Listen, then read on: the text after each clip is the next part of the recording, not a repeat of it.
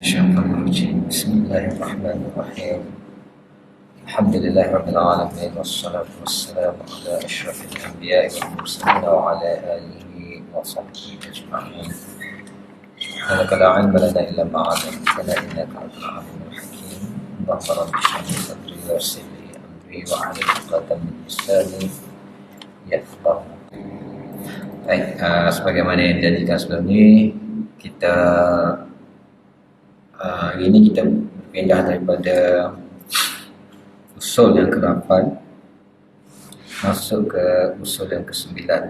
Jadi hari ini kita mulakan usul ke-9 dan jadual-jadual tentang surah-surah yang berada sebelum usul-usul ni, daripada usul ke-8 boleh kita baca sendirilah.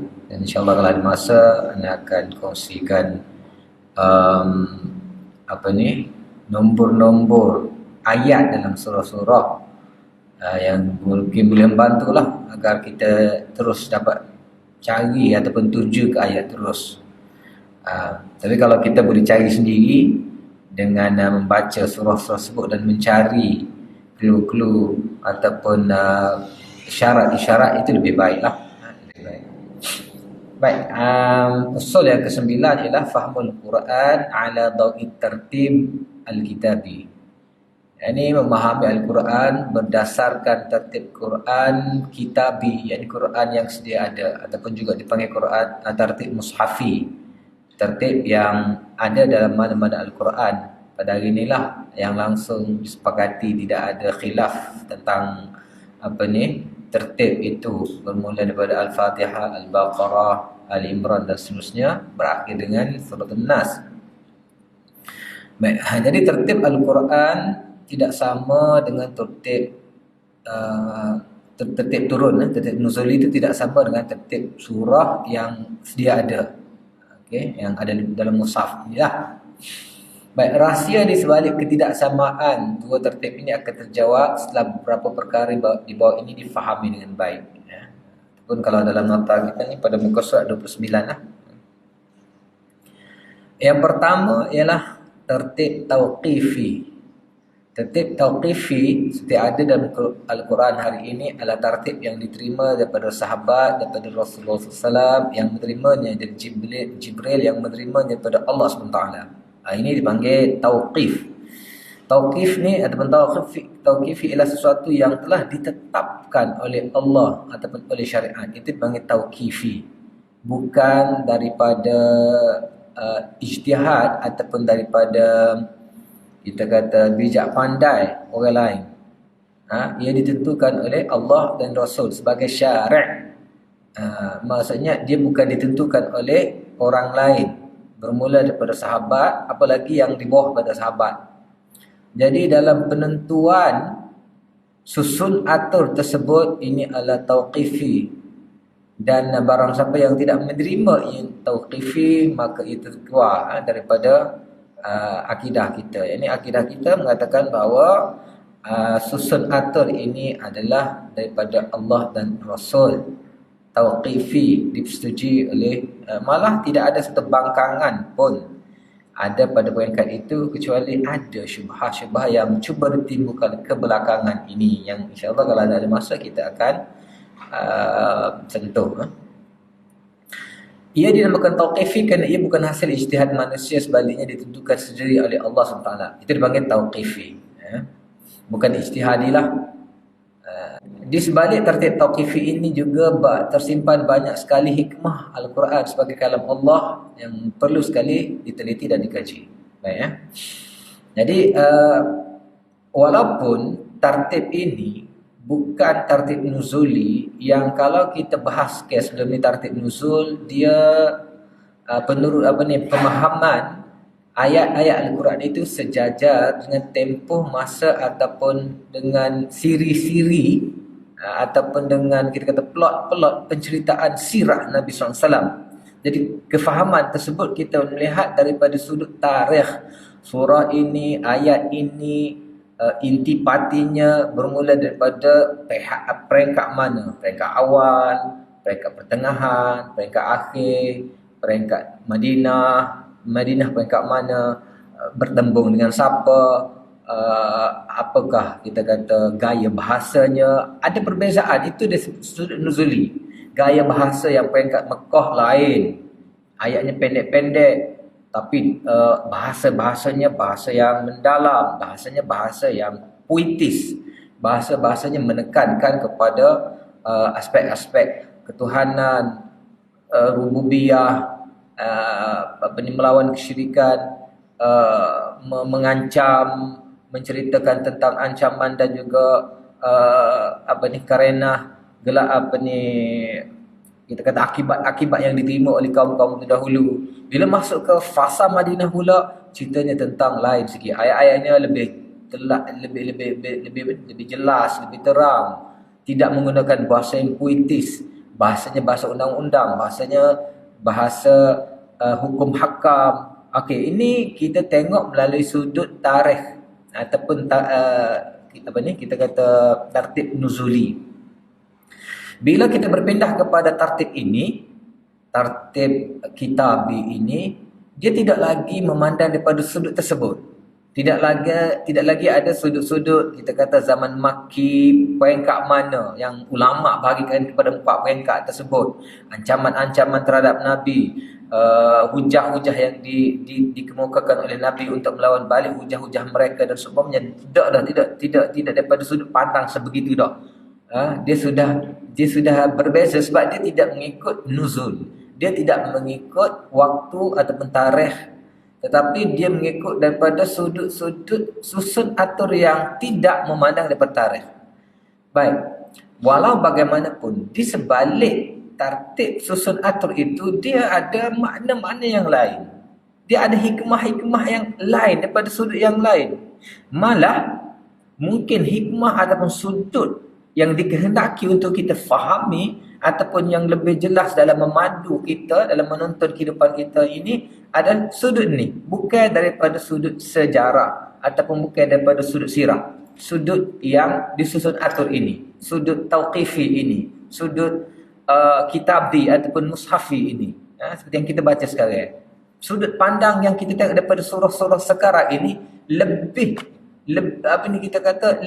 dikehendaki memandang daripada sudut bahawa ianya adalah direstui oleh Allah dan diterima secara tawarus daripada zaman sahabat Nabi sampai zaman kita, tanpa ada seorang pun yang berjaya untuk cuba menukarkannya daripada sudut nuzuli.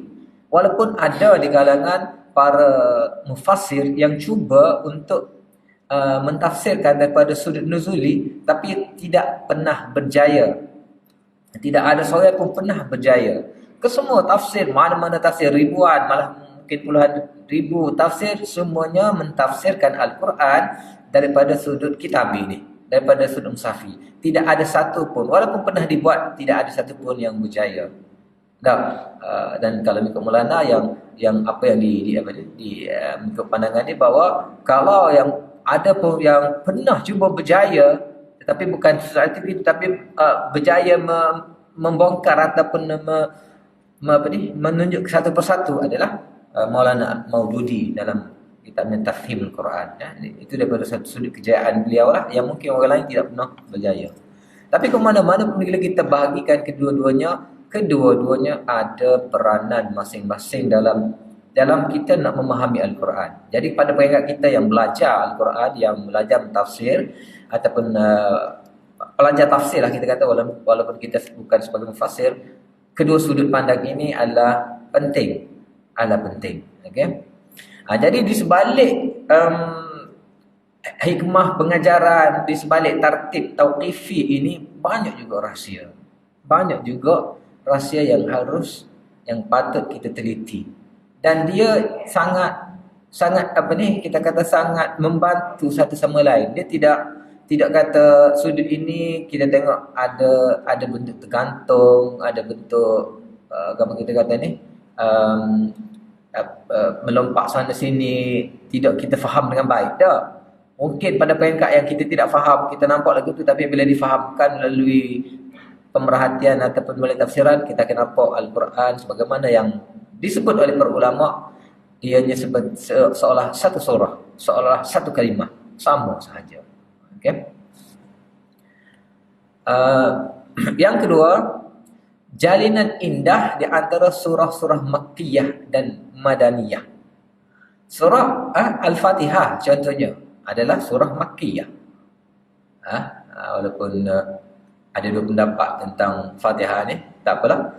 Dia disusuli 4 surah Madaniyah, iaitu surah Al-Baqarah, Ali Imran, An-Nisa, Al-Maidah.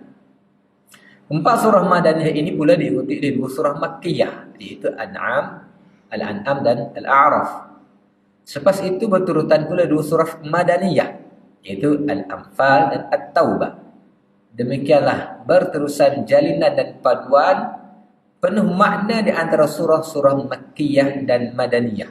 Okey, jadi susun atur Makkah ada 4 surah, lepas tu Madaniyah, lepas tu 4 surah Makkah pula baik, lepas tu itu susun atur itu bukan saja-saja. Bukan saja-saja. Kalau diperhati ada jalinan yang saling saling berpautan di antara satu sama lain. Bukan tangkap muat lah. Bukan tangkap muat. Kalau kita kata kita manusia, mungkin kita juga orang yang mungkin ada seni boleh menyusun atur dengan baik, tetapi kita tetap ada kekurangannya.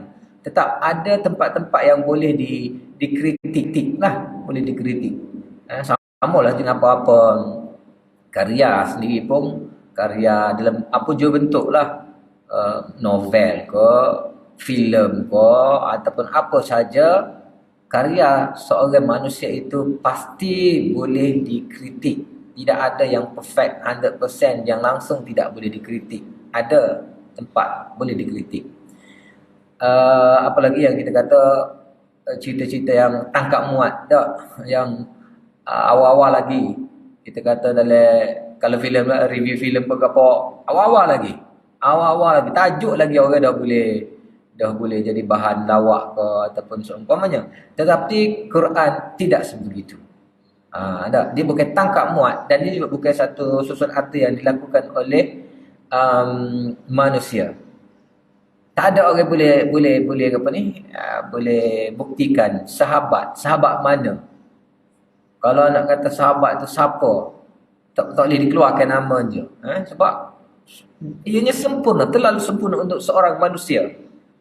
Malah untuk seorang Muhammad sendiri. Menyusun arti sebegitu rupa. Okey. Baik, nama-nama surah. 3 perkara penting perlu diingat berkaitan dengan nama-nama surah. Yang pertama, sebahagian besar nama-nama surah adalah tauqifi. Namun tidak semuanya betul-betul sabit daripada Rasulullah sallallahu alaihi wasallam. Okey, jadi susun atur ini berdasarkan surah lah, berdasarkan surah.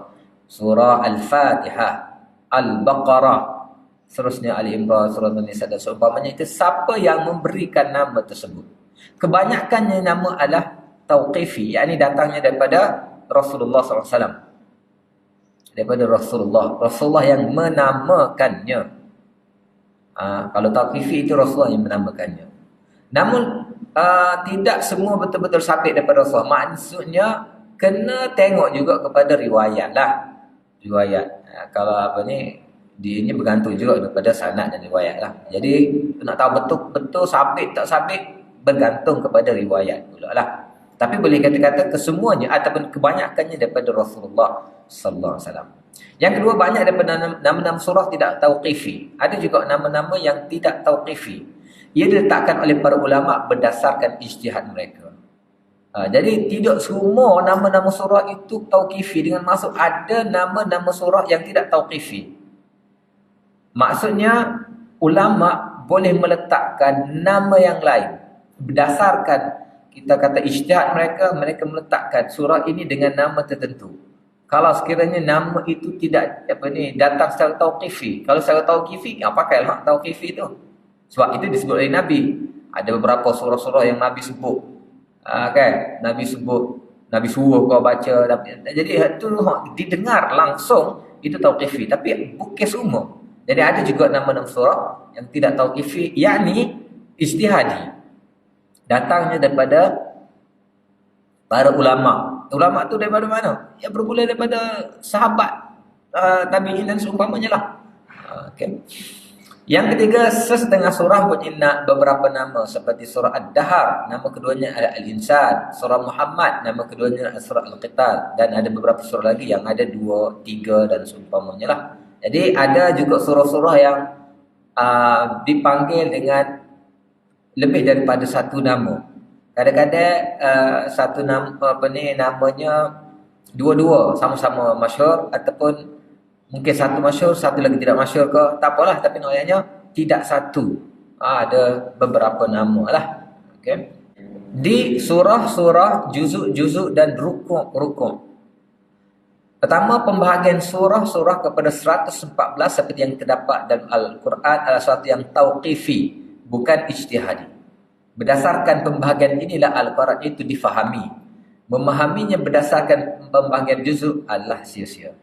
Yang kedua, pembahagian juzuk bukan tauqifi sebaliknya ijtihadi. Ia bermula semenjak zaman Sayyidina Uthman lagi. Pembahagian 30 juzuk ini hanyalah pembahagian kuantitatif semata-mata dan tidak sedikit pun membantu anda memahami Al-Quran. Yang ketiga, pembahagian Al-Quran kepada rukuk-rukuk juga bukan tauqifi. Tujuannya lebih tertumpu kepada penentuan kuantiti, walau bagaimanapun pada banyak tempat kesesuaian topik juga diambil kira. Yang pertama sekali, pembahagian surah hak ini tauqifi. Pembahagian tu, penamaannya ada tauqifi, ada tidak tauqifi. Tak ada masalah lah.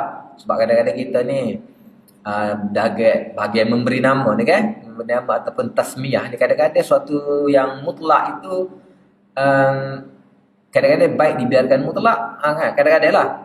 Ataupun tak perlu kita spesifik, ataupun ni contohnya kita kata ginilah, semaya tak. Semaya Nabi SAW, Nabi ada semaya nafal, semaya sunat dan semaya fardu. Ada semaya fardu yang kita kenal lah. Kalau semaya fardu tu ada nama-nama tu lah. Ada semaya sunat yang tidak diberi nama pun. Tidak diberi nama pun. Tak. Penamaan, tasmiyah itu kadang-kadang diberikan sebab dia ada merujuk pada suatu. Contohnya, solat wudu. Tidak pun diberi nama pada peringkat awalnya, cuma dia berkaitan dengan wudu, dipanggillah sunat wudu. Ataupun tahiyatul masjid, Nabi tak sebut pun sunat itu sebagai sunat tahiyatul masjid. Jadi tasmiyah penamaan itu sempurna dengan bahawa ianya adalah Nabi hanya sebut, kita kata apabila seorang kamu masuk dalam masjid, fala tajlis ataupun fala yajlis hatta yarka'a raka'atain contohnya. Idza dakhala ahadukumul masjid fala yajlis. Bila salah seorang kamu masuk dalam masjid, maka janganlah dia duduk hatta yarka'a raka'atain, sehinggalah dia semaya 2 rakaat. Jadi apa nama semaya itu tak diberi nama pun. Jadi oleh kerana itu berkaitan dengan jangan duduk, kita bagi penghormatan, dia letakkan nama tahiyatul masjid. Begitulah seumpamanya banyak lagi lah kita kata sunat-sunat yang dikategorikan sebagai mutlak. Tapi oleh kerana kita ni suka beri nama, nak kita yang melafazkan niat nak nama ke apa? Usalli sunnat gapo dak? Usalli sunnatal gapo dak? Siapa hak tak nama tu gitu? Usalli sunnatal mutlak. Tak payah bubuh mutlak ni bukan nama pun, kan? Mutlak ni benda yang tak ada nama lah. Mutlak ni tak ada nama. Air mutlak. Apa maksud air mutlak? Air yang tidak diberi nama. Kalau diberi nama bukan lagi mutlak. Air kopi bukan mutlak sebab ada nama. Air yang umum yang tidak ada nama dipanggil mutlak. Tak boleh kita kata ambilkan saya air mutlak segelas, tak perlu sebutlah air mutlak tu. Jadi kita yang suka nak beri nama tasmiyah tu kan. Jadi gitulah kita kata hak memberi nama itu tidak semuanya datang daripada Nabi sallallahu alaihi wasallam. Ada juga yang diberikan nama. Tetapi surah susun atau adalah tauqifi. Lepas tu pembagian juzuk. Juzuk ini bukan tauqifi. Juzuk bukan tauqifi, ianya adalah ijtihadi sebab ia tidak pernah dibagikan oleh Rasulullah sallallahu alaihi wasallam. Tak ada lah hadis juzuk amma, juzuk tabarak ke, juzuk qad sami'a ataupun seumpamanya, tak ada. Tidak pernah dibahagikan kepada 30. Pembahagian itu datangnya selepas, dan pembahagian itu hanya dalam bentuk kuantitatif sahaja, bukan dalam bentuk seperti pembahagian surah. Yang ni pembahagian yang kita kata okey, malam ni kita baca sayapun ataupun maksudnya kita kata surah ni dia bermula dengan iftitah dia. Dia bermula dengan pembuka dia. Contohnya kita baca bismillah dulu. Kita baca bismillah dulu. Nak buka surah tersebut. Kecuali surah Bara'ah lah yang tidak boleh dibuka dengan bismillah. Kesemua surah dibuka dengan bismillah. Tetapi adakah juzuk dibukakan bismillah? Tak ada. Tak ada orang baca bismillahirrahmanirrahim. Sayaqulus sufaha. Tak. Bismillahirrahmanirrahim. Tilkar rusul. Tak ada. Sebab dia bukan pembahagian yang bentuk surah. Berapa surah ni? Surah ni pagar dia bentuk satu kawasan, satu bilik. Tak. Dia pembahagian yang dibahagikan kepada 30. Kenapa dibagikan 30? Bukannya tak ada sebab. Ada sebabnya juga. Sebab Nabi juga SAW pernah mencadangkan bahawa Quran tu seeloknya ada cadangan pada sebulan ataupun 30 hari. Jadi bila 30 ataupun kita kata bila Ramadan ataupun seumpamanya, sebab sahabat-sahabat ataupun salaf ni kan kita tengok dalam kehidupan mereka, ada yang baca Quran seminggu sekali, ada yang baca Quran 3 hari sekali, ada masa-masa 1 hari sekali khatam. Tapi umumnya kita kata 30. Jadi banyak pembahagian 30. Nak kalau macam itu tarawih. Jadi 30 tu nak bahagi lagu mana? Nak bagi surah payah. Nak bagi surah sebab surah Baqarah saja ambil sampai 2 juzuk lebih. Dah. Lepas tu surah-surah belakang. Jadi pembahagian ni dibagikan kepada kuantiti tersebut. Jadi terkena tempat mana situ tak kira lah. Supaya kita bahas belum ni lah. Kadang-kadang kita kata di tengah surah, di tengah penceritaan. Cuma dia ambil di ayat lah. Bukan kata di tengah-tengah ayat. Kalau tengah-tengah ayat tak boleh lah. Kita kata tak. Di penghujung ayat lah. Cuma penghujung ayat tu antara ayat dengan ayat yang dipotong itu kemungkinan masih lagi ada bersambung. Supaya kita kata contoh surah juzuk 4 dengan juzuk 5 lah. Akhir juzuk 4 itu masuk pada juzuk 5 wal muhsanatu minan nisa itu waw tu ataf kepada hurimat alaikum sebelum tu. Kan? Jadi itu pembahagian yang tidak disebut pun, tidak dikenali pun mungkin sebelum itu ataupun tidak pernah ditentukan secara tauqifi lah. Itu pembahagian juzuk. Begitu juga dengan pembahagian rukuk. Cuma rukuk ni kalau Quran Quran Majid je ada, Quran Karim ni tak adalah Rasam Usmani ni. Kalau Quran Majid sebelum India sampai Pakistan, tempat kita dulu pun macam kalau orang ngapa tahun-tahun 80 banyak pun Quran Majid ni kan. Zaman tahun 80 90 mungkin. Jadi Quran Majid tu dia ada banyak rukuk. Rukuk ditanda dengan ain. Rukuk ni setiap juzuk tu mungkin adalah beberapa rukuk yang dia punya panjang pendek pun tak sampai. Kadang-kadang satu muka satu rukuk, kadang-kadang tak sampai satu muka, kadang-kadang satu muka lebih. Pembahagian rukuk itu adalah biasanya dia satu penceritaan. Maknanya setiap rukuk ni kadang kita boleh buat tajuk. Rukuk ini tajuk gapo? Ini balasan kepada orang yang gini-gini ke. Kita boleh buat tajuk pada rukuk tersebut. Dan rukuk ni biasanya pembahagian itu tak panjang sesuai untuk dibaca untuk semaya, tarawih ke apa. Biasa kalau zaman Hanafi kita panggil ain. Satu ain, dua ain, kan? Ain tu nanda rukuk lah. Rukuk ni kalau kita berhati memang kalau kita nak berhenti mana pun comel. Berhenti dia tu, kita berhenti di rukuk tu maksudnya penceritaan tu habis, tak tergantung. Dia masuk start lepas tu istinaf semula, tidak kata ma'atuf lagi ke dak. Okay, tidak ataf dah. Dia permulaan baru, permulaan penceritaan baru pada rukuk. Itu bahagian tersebut. Sebab tu rukuk kalau kita tengok tak serupa. Ada panjang, ada pendek, ada satu muka, dua rukuk pun ada. Ada satu muka, satu rukuk. Ada satu rukuk tu lebih daripada ni. Okay. Jadi hak tu pun sebenarnya bukan tauqifi. Bukan tauqifi. Kalau pembahagian surah hizib tu mungkin tauqifi. Kalau hak ni bukan tauqifi, tetapi ke mana-mana pun kita tidak boleh menolaknya. Kepentingannya. Juzuk semua orang tahu. Orang nak mengapa, nak apa semua penting juzuk ni. Kalau kita nak kata buang juzuk tu tak boleh lah kan. Nak buang penggunaan juzuk. Sebab dia adalah benda yang tidak mukhtalaf, semua orang terima. Semua orang faham juga di bukan tauhid, tapi semua kata tidak satu bid'ah ataupun satu benda yang tak penting kan. Tak penting pembahagian juzuk. Sama juga dengan rukuk pun sebenarnya penting juga bagi orang yang apa ni, yang nak menentukan bacaan dalam semaya khususnya kan.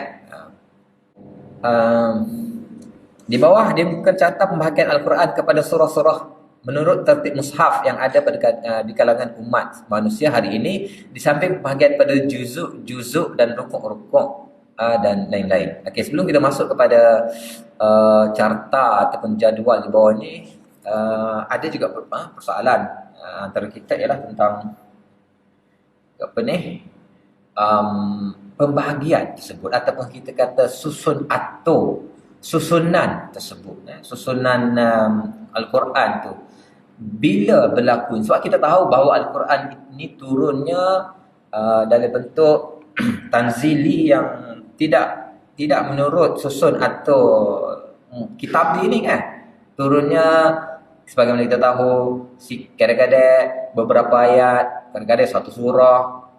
Contohnya kita kata begini lah, surah Al-Baqarah sendiri tak tahu berapa kali turun lah, sebab panjang surah Al-Baqarah kan. Ataupun kita kata surah yang kita kenal macam surah yang pertama sendiri pun, surah Al-Alaq itu hanya 5 je dulu. Dah barulah ada selepas tu. Masa mana pun kita tak pasti, kena tengok pada tengok pada pembahagian yang ditentukan oleh mufassir lah, bila pula turun. Jadi siapa yang mencantumkannya, siapa yang mencantumkan surah-surah tersebut yang turun tidak sekata dari sudut tarikhnya, dan cantuman-cantuman tersebut dibuat, okey, ini surah Al-Baqarah, ini pula surah yang lain selepas Al-Baqarah, dan surah ini diletakkan selepas surah ini, surah ini letakkan nombornya 39, yang ini 40. Siapa yang meletakkannya? Sebab persoalan-soalan ini mungkin kita tak timbul di kalangan kita, tapi ianya juga sebenarnya timbul melalui syubhah-syubhah yang sengaja ditimbulkan. Kita tahu bahawa Al-Quran ataupun Islam itu sendiri pada mana-mana sudut pun akan cuba diserang. Walau bagaimanapun kita tahu serangan direct terhadap Quran itu tidak berjaya dilakukan. Serangan kepada Rasulullah pun tidak susah untuk diterima.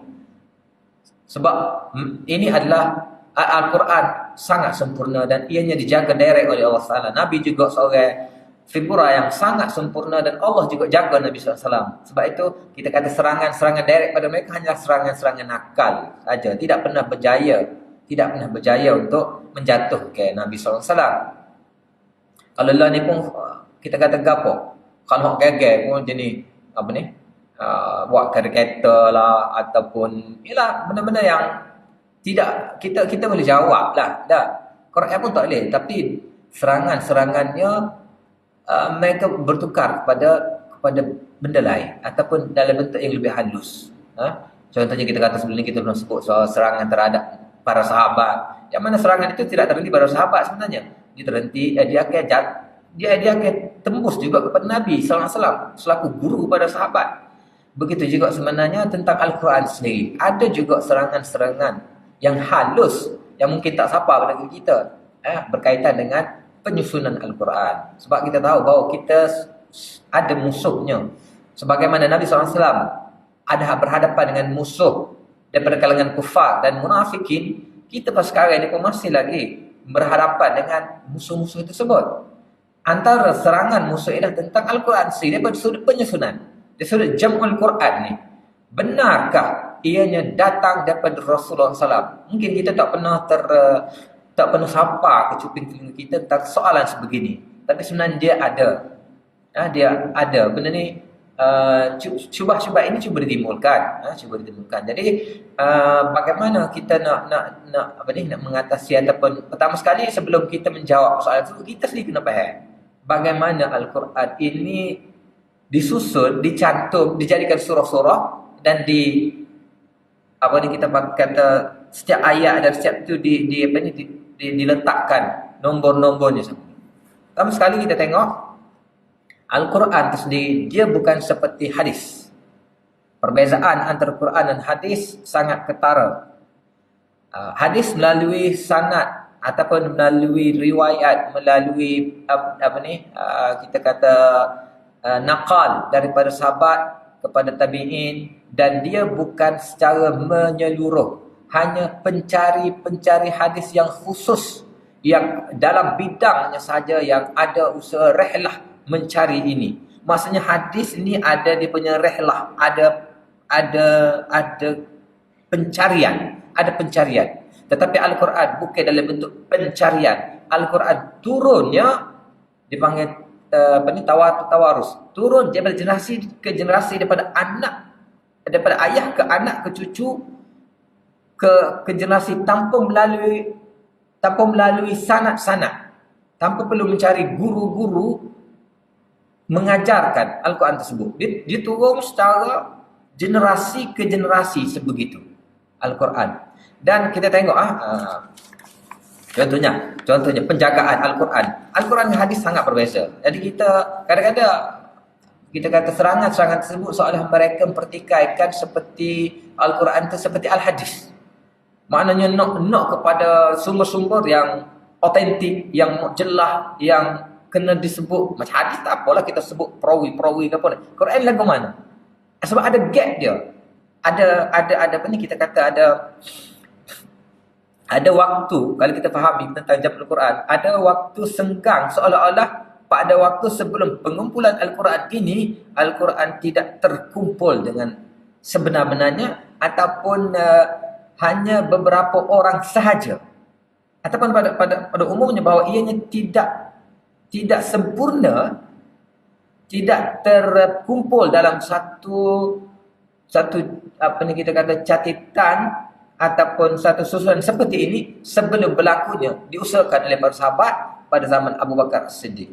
Okey. Yang pertama sekali kita kena tengok bahawa Al-Quran dia tak sempurna al-hadis.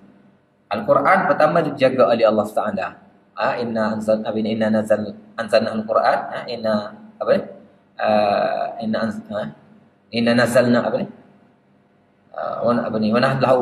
nahnu nazzalna dzikra. Nahnu nazzalna dzikra wa inna lahu lahafizun. Jadi apakah bentuk hifz Allah SWT dalam Al-Quran? Dan dari banyak sudut hifz dari sudut jam'un, hifz dari sudut pengumpulan lagu mana. Yang pertama kita tengok penjagaan Allah ialah melalui Rasul sendiri. Melalui Rasul. Siapa Rasul SAW? Rasul ni adalah orang yang paling jaga Al-Quran. Sebagaimana kita tahu dalam ayat yang kita baca yang ini, inna alaina jam'ahu wa qur'anah fa idza qara'na fattabi'na qur'anah. Inna alaina jam'ahu. Allah kata ala apa panggil? Lil wujub, kewajipan kamilah yang jaga, mutasawisin, kami yang jam'ahu. Okey.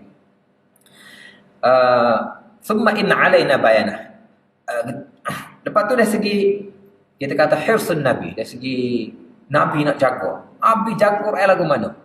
Nabi jaga Quran ialah dengan semalam dia akan baca Al-Quran. Tak, kita tengok dalam ayat ni. Ya ayyuhal muzammil qum al-laila illa qalila nisfahu aw inqus minhu qalila aw zid alayhi warattil Qur'ana tartila dan sebagainya. Warattil Quran, bacalah Quran dengan tartil. Lepas tu Nabi sendiri, siapa guru dia? Siapa yang semak Nabi? Yang semak Nabi SAW adalah Jibril.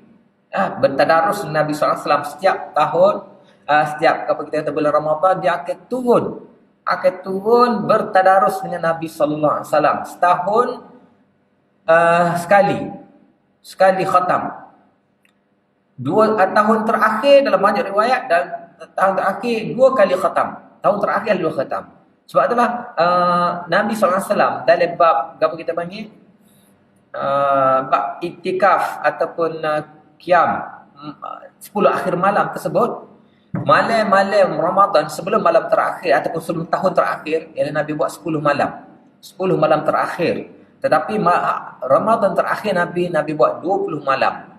Nabi iktikaf, Nabi bertadarus dengan Jibril 20 malam terakhir. Okay? Ini banyak riwayat.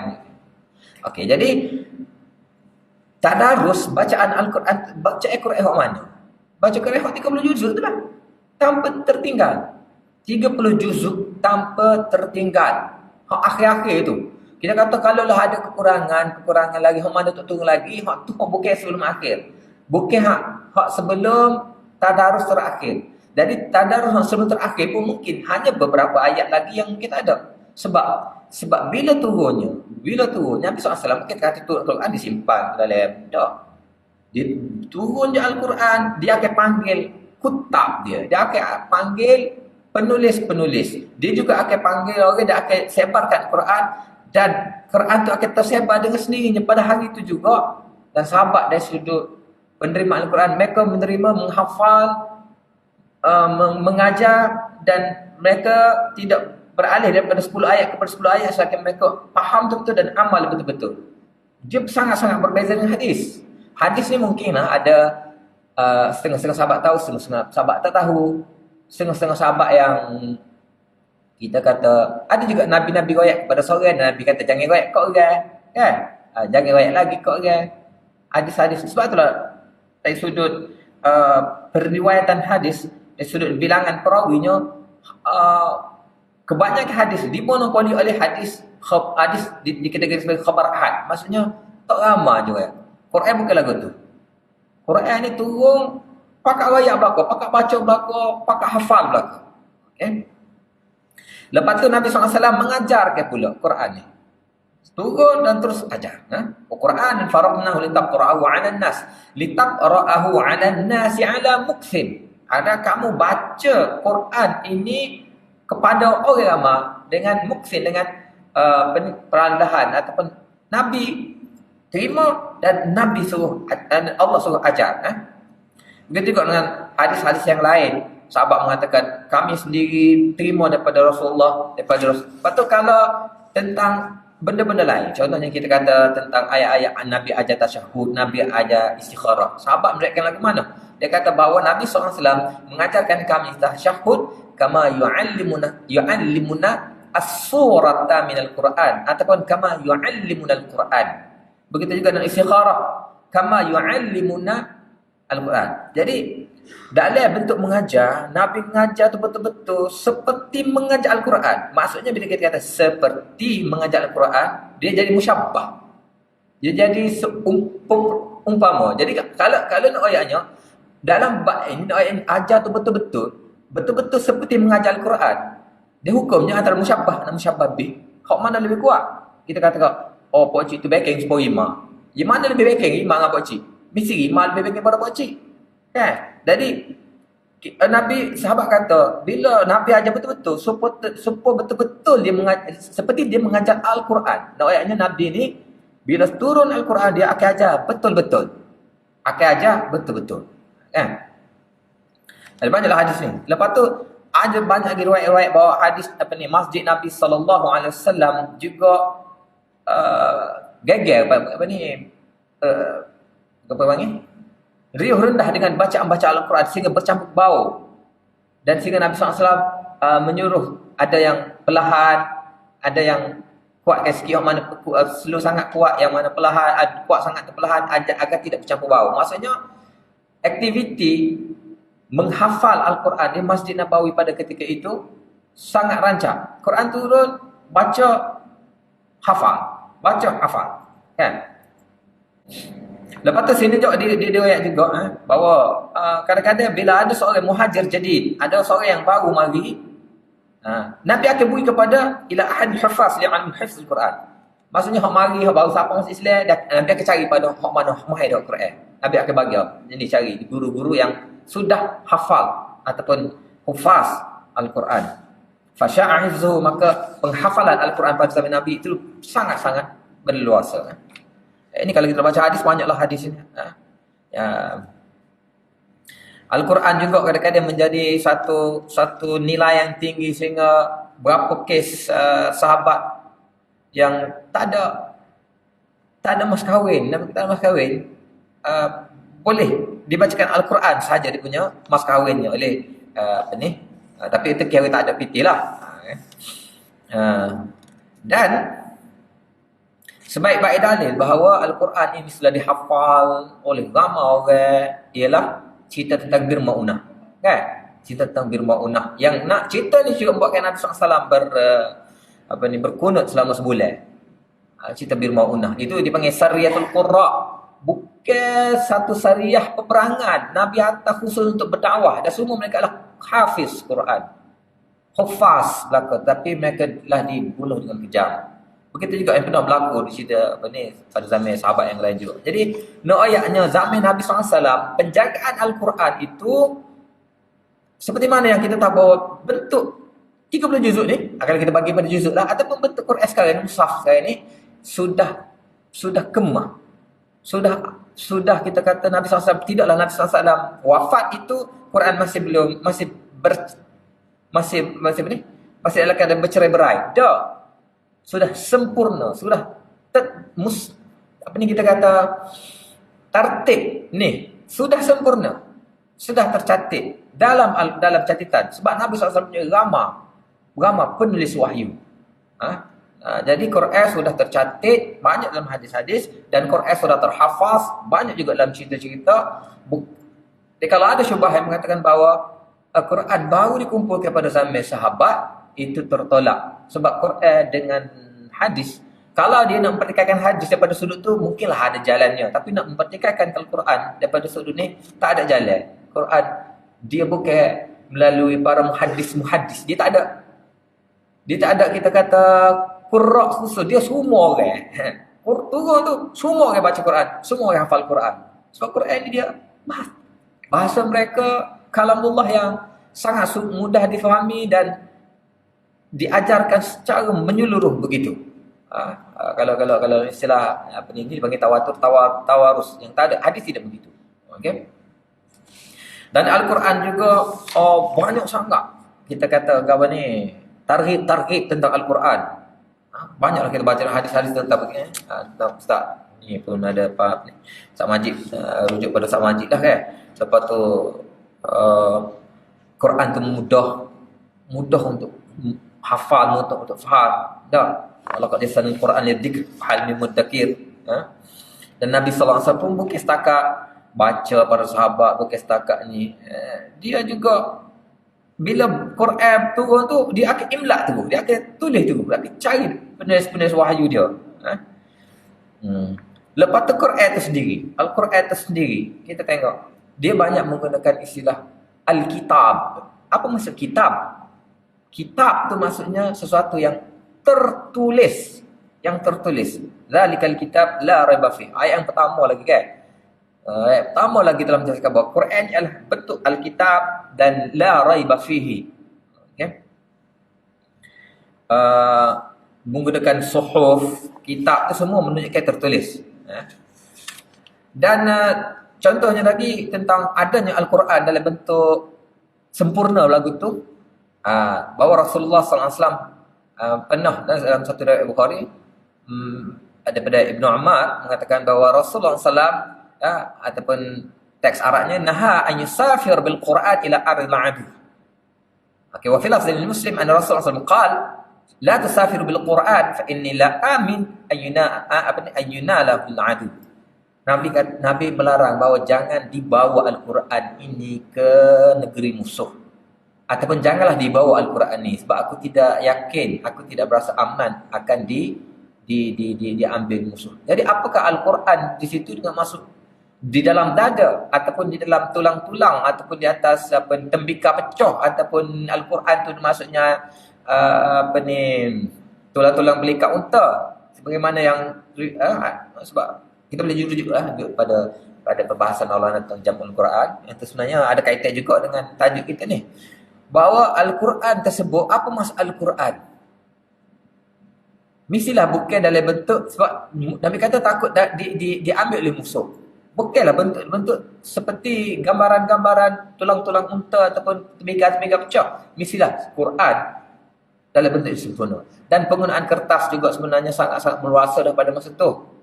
Jadi kita kata Al-Quran dalam bentuk ni sudah sempurna, sudah ada. Baik baik, kita tengok perawi ataupun penulis Al-Quran. Ramah sebenarnya penulis Al-Quran. Okey. Antara penulis Quran ialah Abdullah bin Sa'ad bin Abi Sarh Al-Qurashi, Uthman bin Affan sendiri, Ali bin Abi Talib, Ubay bin Ka'ab bin Qais Al-Ansari Al-Khazraji, Zaid bin Thabit Al-Ansari, Muawiyah bin Asfad Al-Qurashi Al-Umawi. Kalau kita tengok sini ada 4 orang muhajir.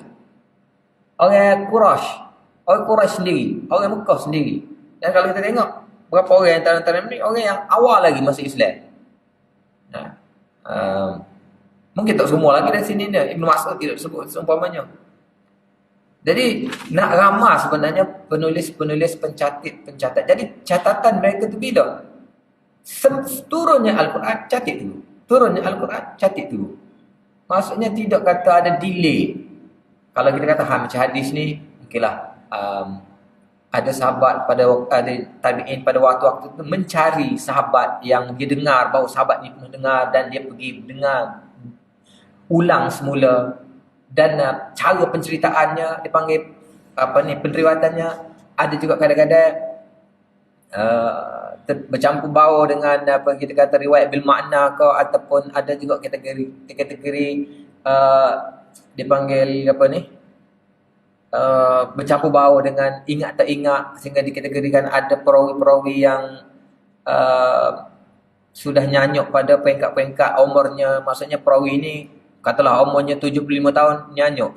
Sebelum umur 75 tahun kita boleh ambil riwayatnya. Selepas umur 75 tahun tidak boleh diambil. Itu hadis. Quran tak ada lagu tu.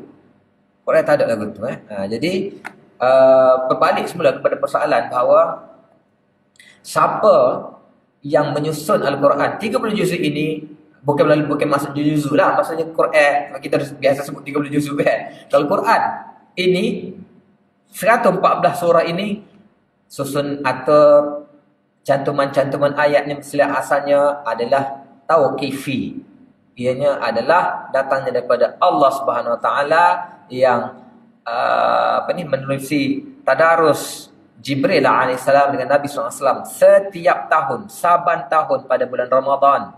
Setiap tahun, dan tahun terakhir adalah 2 kali. Jadi sesuatunya adalah tauqifi. Kalau ada syubah-syubah yang mengatakan bahawa kita tak pernah berhadapan dengan syubah tersebut. Tapi orang yang tahu musuh-musuh yang ada kita katakan musuh dari selimut lah. Tak. Yang pertikaikan Al-Quran seumpamanya, yang datangnya daripada blok-blok Muslim sendiri yang nampak macam Muslim, maka kita kena tahu benda ni ada, benda ni wujud. Jadi kita kena tahu bahawa Al-Quran itu telah sempurna, termaktub, tertulis dengan beberapa dalil-dalil. Walaupun kita kata ada perbahasan lah tentang dalil-dalil bahawa itu boleh merujuk semula kepada perbahasan Maulana adalah Jamul Quran.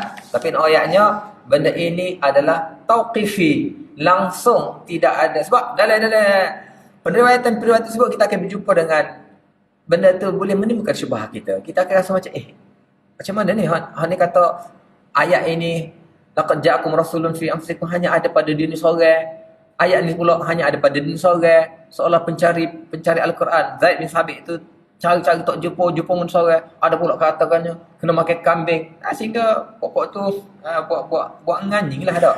Ada Quran tahu bawa katil nak makan kambing. Jadi Quran tu ada juga yang mengatakan bahawa Ibnu Mas'ud menolak kita kata surah Al-Mu'awwizatain, Qul a'udzu birabbil falaq dan Qul a'udzu binnas sebagai Al-Quran, dengan mengatakan itu hanyalah ruqyah saja ataupun doa saja. Itu semua tertolak dengan satu usul.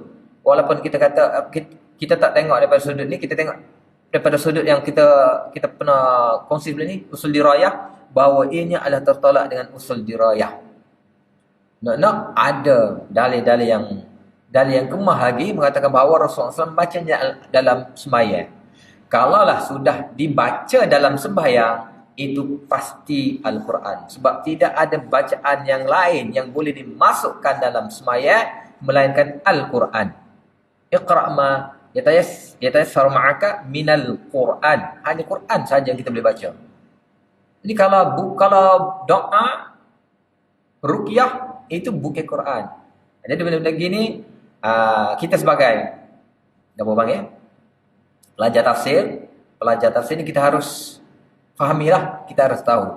Mungkin kita tak berhadapan, satu hari nanti kita berhadapan dengan syubah-syubah yang ditimbulkan sebegini.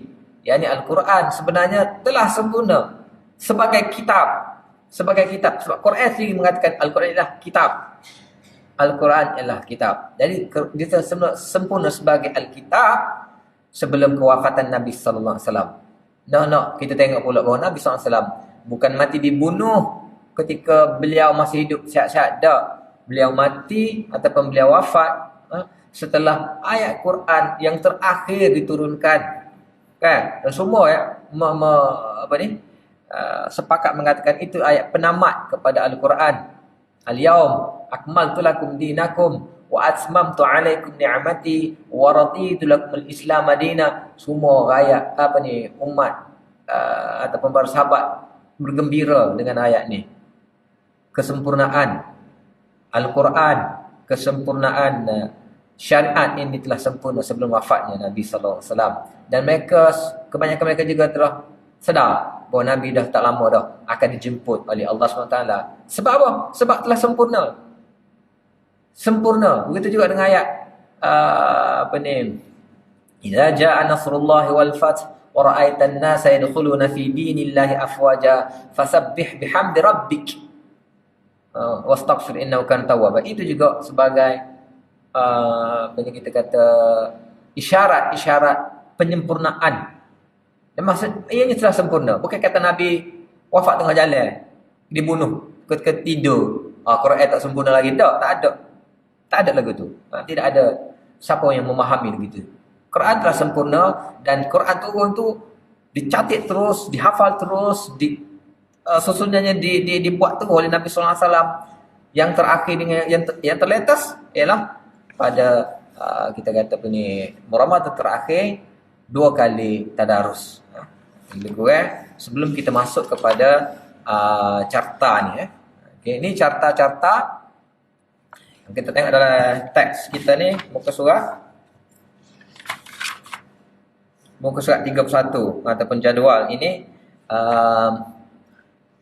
Nama surah, juzuk, Makkiyah dan Madinahnya, bilangan ayat, rukuk dan nama-nama lain bagi surah. Ini kita akan cuma hak ni pun kita tidak sentuh banyak juga sebab ni akan disentuh dalam bab tafsir lah, nanti bab tafsir. Cuma mungkinlah hari ni kita bahas ni dalam gaya yang ringkas sajalah, insya-Allah ringkas. Dan untuk hari ni setakat itu dulu. Kita akan sambung esoklah serta ni. Subhanakallahumma wa bihamdika asyhadu an la ilaha illa anta astaghfiruka wa atubu ilaik. Subhana rabbika rabbil izzati amma yasifun. Wassalamun ala al mursalin. Alhamdulillah.